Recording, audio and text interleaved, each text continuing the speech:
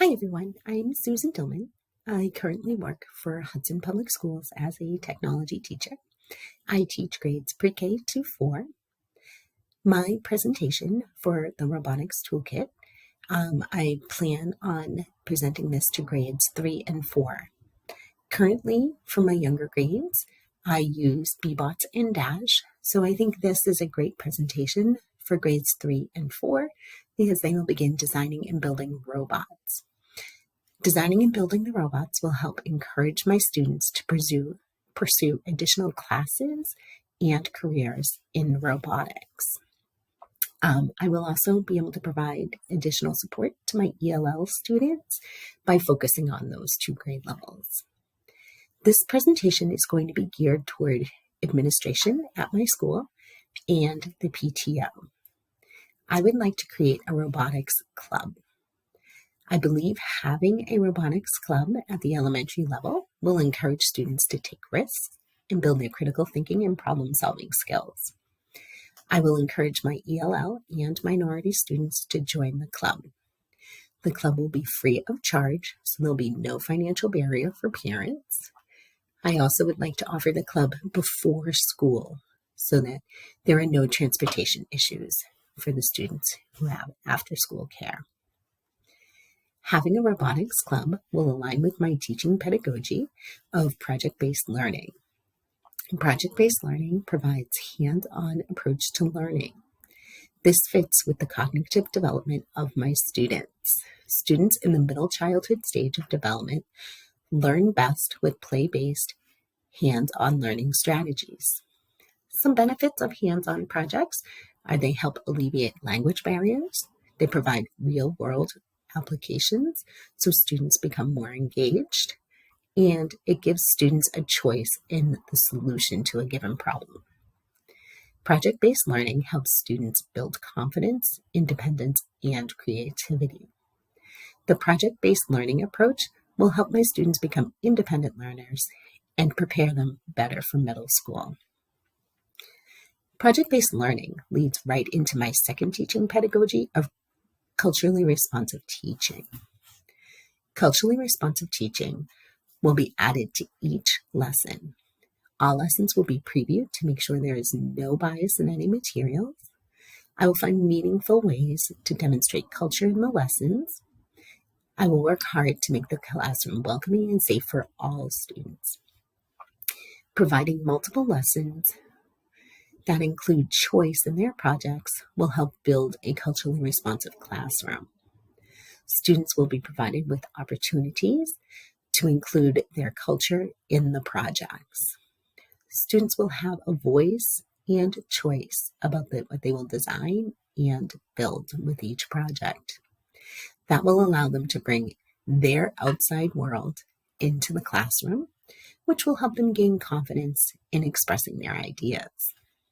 So my robotics toolkit will include lesson plans, rubrics, assessments, videos for demonstration purposes. Also, I will have a kit that looks like this that will have the various projects that I have made along with additional supplies for the students. And with that, I will show you the rest of my toolkit, which is in a Padlet.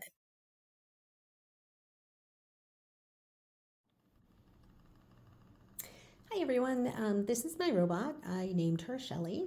Her purpose is she will skim a river and go across the top of the river and skim for algae that is forming because of phosphates in our water and help the turtle population grow.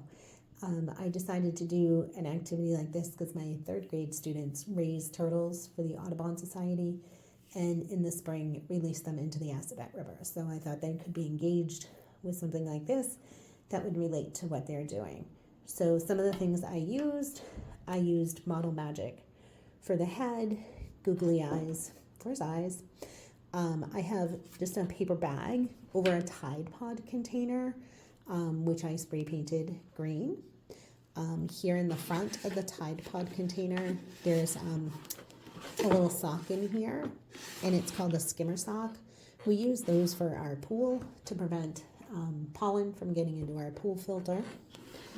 For her flippers, I used paint sticks that we had laying around our house, and we had hinges in our basement just laying around, so I used those so that the fins could move. Her tail is made out of Model Magic, and that's pretty much what she's made out of. So I used green spray paint, a couple of different types of glue, just regular tape and duct tape. The googly eyes, these are the screws I used. They're self-drilling screws, so I didn't have to worry about putting a nut on the back of them. I used scissors and Model Magic. And then this here is a skimmer sock that would go on my pool skimmer. My model, I wanted her to be able to steer with her fins, so I was trying to find that way, and that's how I came up with the hinges. I thought about feet, but then I was like, turtles either have fins or feet. They don't have both. So I went with the fins and did my best with that. And then the hole to have the algae go into while she's swimming across the top. So that's Shelly, my turtle.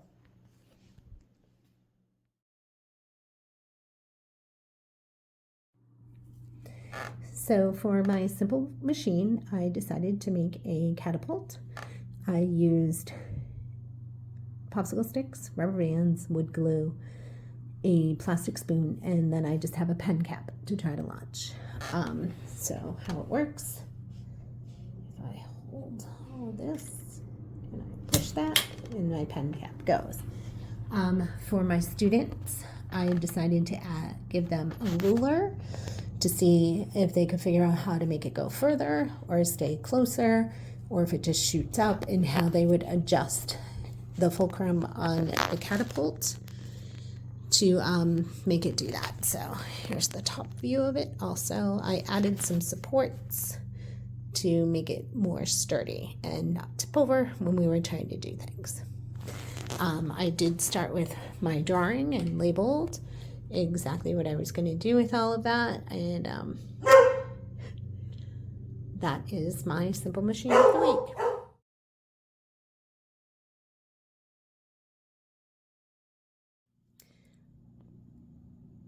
So the social movement that I decided to do was save the bees.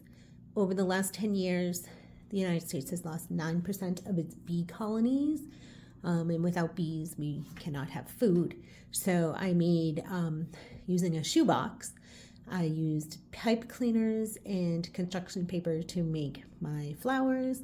I have a bee back here made out of construction paper on a popsicle stick hooked up to my servo with the battery pack right there. And when I press the A button, the bee will go from flower to flower back and forth.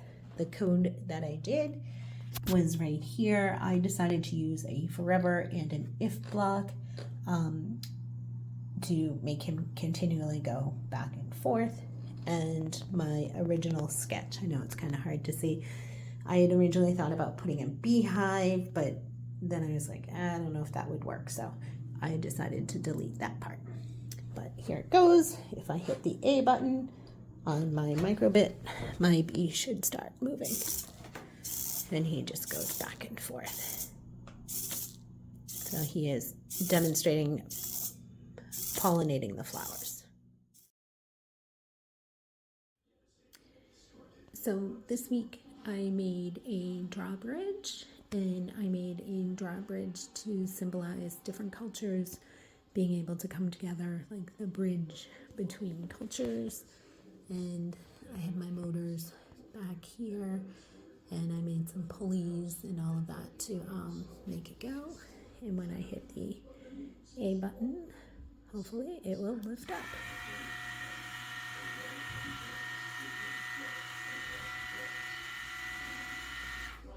There it goes.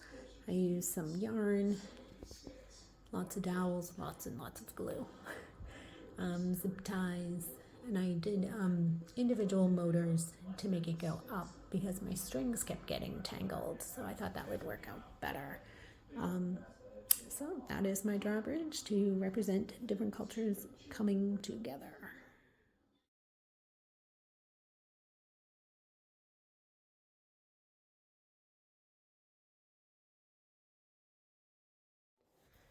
So this week I made a dinosaur. I have my Kryptonic wheels and motors to make it move forward. I have my servo motor in its mouth, which will open its mouth when I press the A button.